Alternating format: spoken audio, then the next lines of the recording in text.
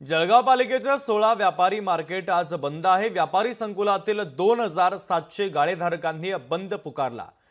5 ते 6% ऐवजी 1 ते 1.5% रेडी रेकनर रेट लावावा। जळगावच्या 16 मार्केटमधील गाळेधारकांची ही मागणी आहे। वाढीव रेटमुळे उपासमारीची वेळ येईल असं गाळेधारकांचं म्हणणं आहे।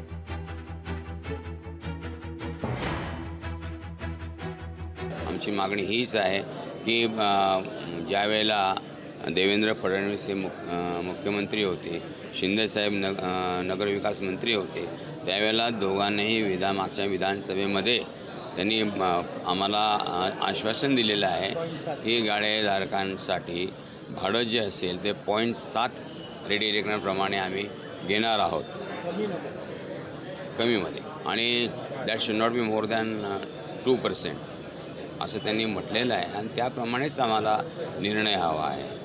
आम्हाला जर त्यांनी योग्य नाही दिला तर आमचं काय आंदोलनाचा काही प्रश्न येत नाही, पण अन्याय जर करत असेल तर आमचं आंदोलन नेहमीप्रमाणे सुरू राहणार। त्या टायमाचे उपमुख्यमंत्री फडणवीस साहेबांनी आदेश देऊन सुद्धा प्रशासन त्याच्यावर गंभीररित्या त्याच्यावर दखल घेत नाही आहे। आणि आमचं आज हे आंदोलन त्यासाठीच आहे की आम्हाला 2%च्या आत किंवा 0.72 पर्यंतचा आम्हाला रेडी रेकनरचा दर या ठिकाणी लावावा।